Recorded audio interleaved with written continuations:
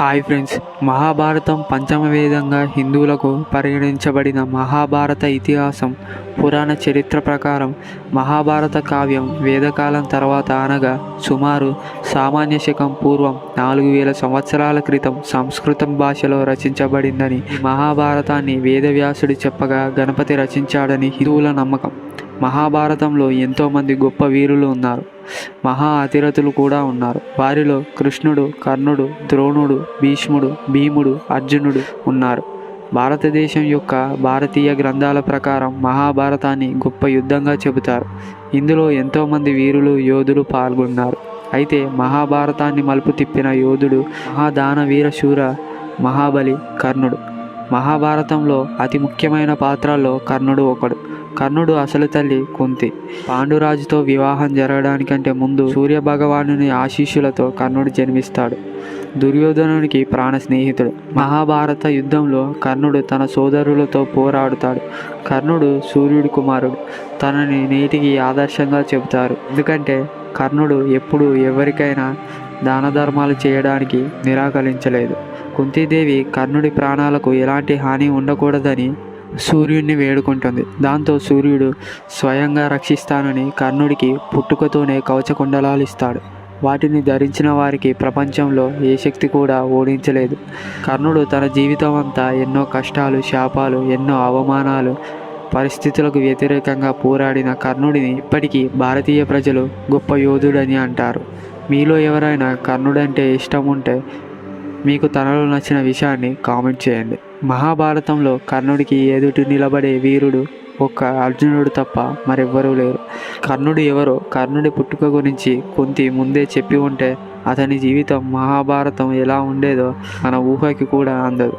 నిజానికి చెప్పాలంటే హస్తినాపుర సింహాసనానికి నిజమైన మహారాజు అంగరాజు కర్ణుడే. ఎందుకంటే అతను కురురాజ్య కుటుంబానికి చెందినవాడు మరియు కౌరవుల కంటే పాండవుల కంటే పెద్దవాడు. కానీ అతను ఎవరు అనేది తన మరణం వరకు తెలియదు. ద్రౌపది అవమానం, అభిమన్యుడి మరణం వల్ల కర్ణుడి ఇమేజ్కి కూడా కొంత చిన్నాభిన్నమైంది.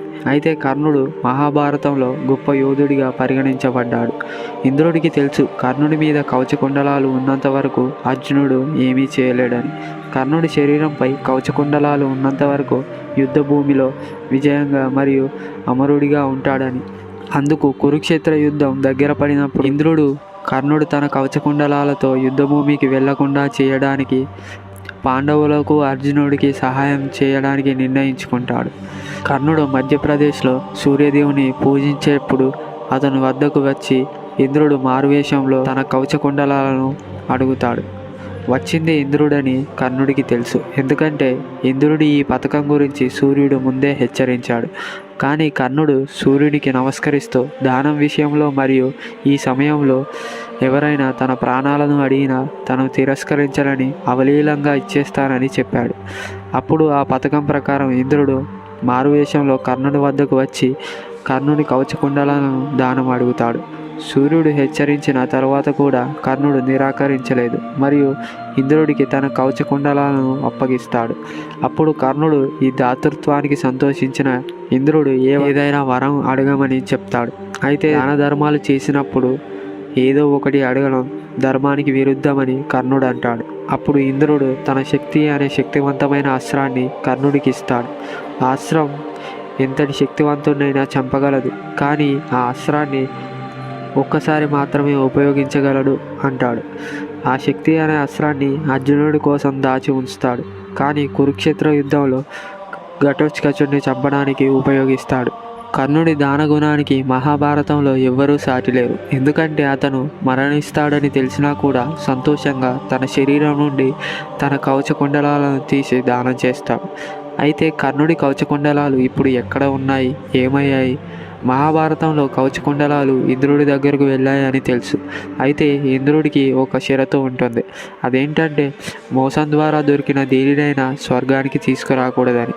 దానివల్ల ఇంద్రుడు కర్ణుడి కవచకుండలాలను స్వర్గానికి తీసుకువెళ్ళలేడు. మరి ఏం చేశాడు?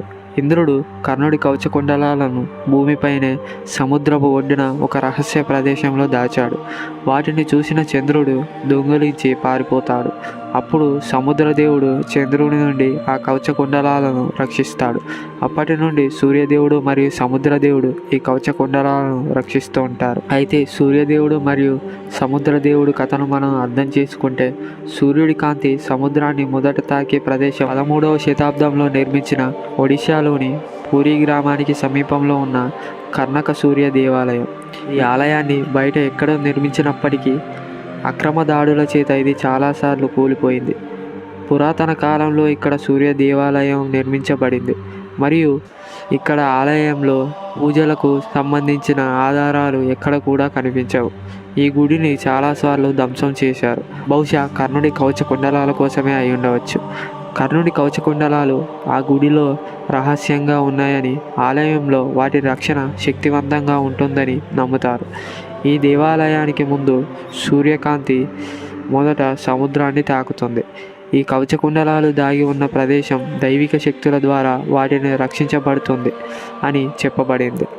కాబట్టి ఈ కర్ణుడి కవచ కుండలాలు విష్ణువు 10వ అవతారమైన కల్కితో సంబంధం ఉంది. నేటి కాలంలో హనుమంతుడు, పరశురాముడు మొదలైన వారికి ఈ కర్ణుడి కవచ కుండలాల రహస్యం తెలుసు. ఈ కవచ కుండలాలు ఏ మానవుని చేతిలోనైనా పడితే అప్పుడు అతను అత్యంత శక్తివంతుడు అవుతాడు. ఇలా జరిగితే పాపపరిత ప్రపంచం యొక్క దుస్థితిని మనం ఎలా ఉంటుందో మనం ఊహించుకోవచ్చు.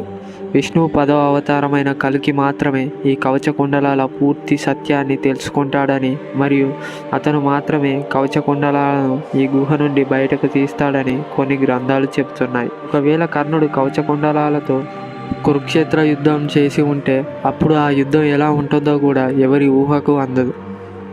సో ఇది ఫ్రెండ్స్ వీడియో.